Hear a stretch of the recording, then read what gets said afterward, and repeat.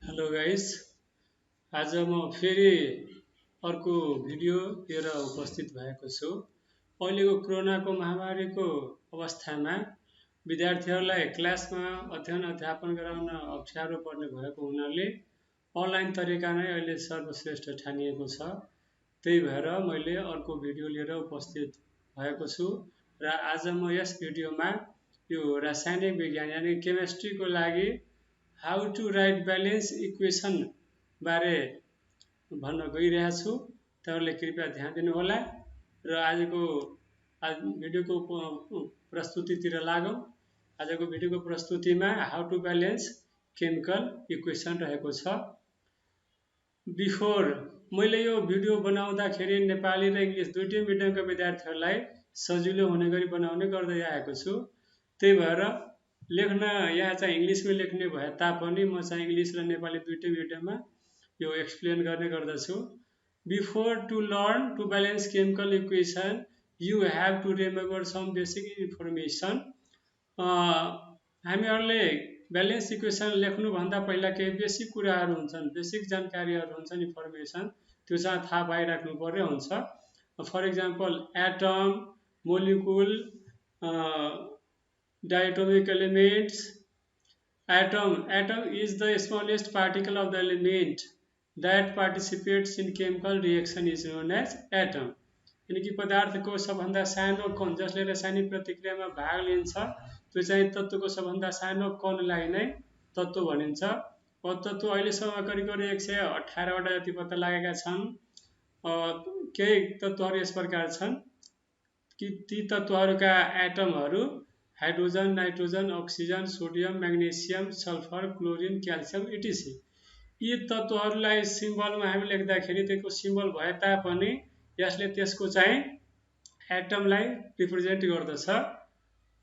And molecular definition of molecule the smallest particles of matters that participates in chemical reaction is known as molecule. यानि कि पदार्थको सबभन्दा सानो कण जसले रासायनिक प्रतिक्रियामा भाग लिन्छ त्यस्तोलाई नै मोलिकुल भनिन्छ। For example S2, N2, O2, Cl2, Mg, Na, Al etc. यहाँ केही मोलिकुलहरू दिएका छन्। अब N2 भनेको हाइड्रोजनको मोलिकुल, N2 भनेको नाइट्रोजन मोलिकुल, O2 भनेको अक्सिजन मोलिकुल, Cl2 भनेको chlorine molecule, magnesium, sodium, aluminium etc यिनीहरू मोलिकुल हुन्। अब यो मोलिकुलहरूलाई हामीहरूले यिनीहरूलाई 2 पारेर लेखेका छौँ किनकि यिनीहरू डाइएटोमिक एलिमेन्ट्सहरू छन्। त्यही भएर यिनीहरूमा 2 हामीले झुन्ड्याउनु पर्ने हुन्छ। केमिकल रिएक्सन लेख्दाखेरि हाइड्रोजन, नाइट्रोजन, अक्सिजन, क्लोरिनमा 2 झुन्ड्याउनु पर्ने हुन्छ डाइएटोमिक भएर। अनि म्याग्नेसियम, सोडियम, एल्युमिनियममा त्यो लेख्नु पर्दैन किनकि यो चाहिँ मोनोएटोमिक एलिमेन्ट्सहरू हुन्। डाइएटोमिक एलिमेन्ट्स हुन्। one molecule of these elements are written as। अब यस मोलिकुलका एउटा मोलिकुललाई लेख्नु पर्दा S2, N2, O2, F2, Cl2, I2 and A22 लेख्ने गर्दछौँ। यसरी मोलिकुलर स्टेटमा हामीले लेख्नु पर्दा यो तरिकाले लेख्छौँ। अब except these elements and inert elements. अब यी एलिमेन्ट्सहरू यहाँ जुन लेखिएको छ ती एलिमेन्ट्सहरू र इनर्ट एलिमेन्ट्सहरू बाहेक अन्य जुन एलिमेन्ट्सहरू रहेका छन् त्यसका एटमहरू चाहिँ मोनोएटोमिक हुन्छन्। त्यही भएर magnesium, aluminium, silicon, phosphorus, sodium, potassium etc monoatomic एलिमेन्ट्सहरू हुन्। यिनीहरूको एटममा 1 मात्र लेखिन्छ। 1 यहाँ नहुँदा पनि यहाँ 1 लेखिएको छ भने बुझिन्छ, यानि कि एउटा एटम छ भने बुझिन्छ। Now you all of you have to know this. सबैले यो थाहा पाएको हुनुपर्दछ। Reactant, what is reactant? The participating element or compound in chemical reaction is known as reactant। कुनै केमिकल रिएक्सनमा पार्टिसिपेट गर्ने जुन एलिमेन्ट हुन्छ, एलिमेन्टका एटम हुन्छ अथवा कम्पाउन्ड हुन्छन् तिनीहरू जम्मै चाहिँ रिएक्टेन्ट्सहरू हुन्। मैले यहाँ एक्जाम्पल लिएको छु जस्तो कि S2 + N2 र यिनीहरूको बिचमा रिएक्सन भएर NH3 फर्म हुन्छ। यसरी हाइड्रोजन र नाइट्रोजन के हुन्छ भने रिएक्टेन्ट हुन्छ किनकि यिनीहरू केमिकल रिएक्सनमा पार्टिसिपेट गरेका हुन्। र यसको as a result of this reaction NH3 यानी कि ammonia is formed. So ammonia is your product, and hydrogen and nitrogen both are reactants. Again Na plus Cl2 sodium र क्लोरिन को मोलिक्युलबाट के हुन्छ सोडियम क्लोराइड फर्म हुन्छ र यो चाहिँ प्रोडक्ट हो, यो चाहिँ रिएक्टेन्ट हो। अब प्रोडक्ट भनेको के हो भने the compound form in chemical reaction is known as product. अब केमिकल रिएक्शन को फलस्वरूप जुन कंपाउंड बन्न जान्छ त्यसैलाई हामीहरू प्रोडक्ट भन्छौँ। यहाँ एक्जाम्पलमा देखाइसकेको छु, यो माथि नै देखाइसकेको हुनाले यहाँ मैले अर्को एक्जाम्पल लिएको छैन, भाइहरूले बहिनीहरूले अर्को एक्जाम्पल लिएर बुझ्दा हुन्छ। ब्यालेन्स केमिकल इक्वेसन, अब हामीहरूले ब्यालेन्स केमिकल इक्वेसनतिर लाग्नु पर्यो हुन्छ। ब्यालेन्स केमिकल इक्वेसन भनेको के हो? ब्यालेन्स केमिकल इक्वेसन भनेको those chemical reactions in which the number of respective atoms in reactants and products are equal is known as balanced chemical equation। जुन केमिकल रिएक्सनमा यो रिस्पेक्टिभ atom हुन्छ रिएक्टेन्टमा र प्रोडक्टमा, त्यस्तो रिएक्सनलाई नै ब्यालेन्स केमिकल इक्वेसन भनिन्छ। जस्तो कि यहाँ 3s3 छ र यहाँ n2 छ रिएक्टेन्टमा, त्यसैगरी प्रोडक्टमा 2ns3 छ। अब यहाँ रिएक्टेन्ट में हाइड्रोजन को एटम गर्ने हो काउंट गर्ने हो भने 3s2 मीन्स के हुन्छ भने 3 2 जा 6, यानी कि हाइड्रोजन को 6 वटा यहाँ एटम्स हुन्छ, नाइट्रोजन को 2 वटा एटम छ, एउटा मोलिकुलमा 2 टा एटम छ। र यो प्रोडक्ट में हेर्छौं भने नाइट्रोजन को 2 टा एटम र हाइड्रोजन को 3 2 जा 6 एटम्स हुन्छ। त्यही भएर यो रिएक्सन चाहिँ ब्यालेन्स केमिकल रिएक्सन हो। अब यहाँ मैले त्यही लेखेको छु, in product 3s2 means number of hydrogen atoms equals to 3 into 2s, that is 6 hydrogen atoms. Nitrogen in n2 number of n atoms equals to 2 nitrogen atoms, and in product 2ns3 that is ammonia, number of hydrogen atoms equals to 2 into 3s, that is 6 hydrogen atoms, and number of sodium atoms equals to 2 nitrogen atoms. Here number of hydrogen atoms in reactants and products are 6s, and number of nitrogen atoms and in reactants and products are 2. अब यहाँ दुईटा एक्जाम्पलमा हामीले के गर्यो, यो example माथिको एक्जाम्पलमा hydrogen र nitrogen को एटम के छ भने नाइट्रोजन 2 वटा एटम्स छन्, हाइड्रोजन चाहिँ 6 वटा एटम्स छन्। So the above chemical reaction is balance chemical reaction. तसर्थ यो माथिको केमिकल रिएक्सन जुन छ नि यो चाहिँ ब्यालेन्स केमिकल रिएक्सन छ। Now you can learn how to balance chemical reaction. अब केमिकल रिएक्सनलाई ब्यालेन्स कसरी गर्ने त्यसका लागि केही स्टेप्सहरू हुन्छन्। अब ती स्टेप्सहरूमा जस्तो कि हामीहरूले त्यो केमिकल रिएक्सनमा at first count the numbers of respective atoms of reactants and product। त्यो रिएक्टेन्ट्स में र प्रोडक्ट में रिस्पेक्टिभ जुन एटम्स हुन्छ त्यसको नंबर काउंट गर्नु पर्ने हुन्छ। जस्तो कि यो माथिको रिएक्सन में हामीहरूले हेर्यो भने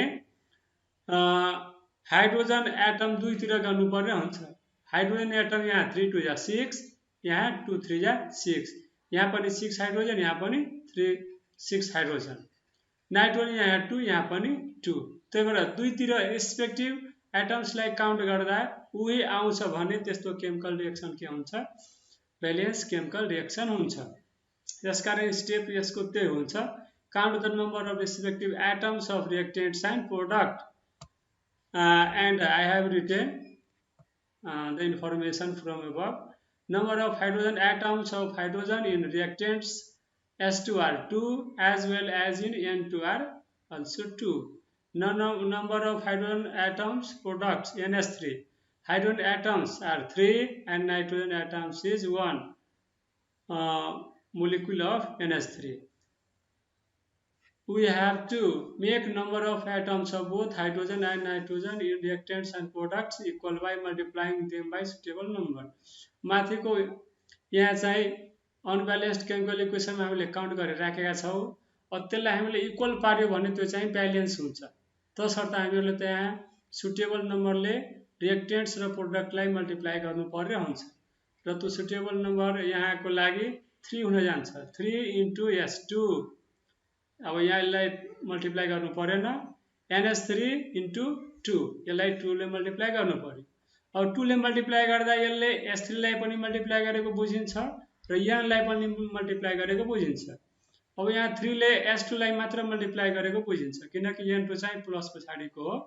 Therefore 3 into S2 means 3S2 plus N2 and product is 2NS3.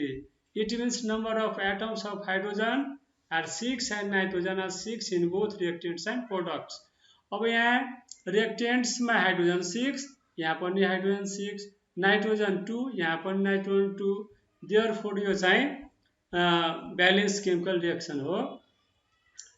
Now here अर्को एक्जाम्पल में Na plus Cl2 NaCl, अब यसलाई बैलेंस गर्नलाई हामीले 2 राख्नु पर्ने हुन्छ 2 into Na।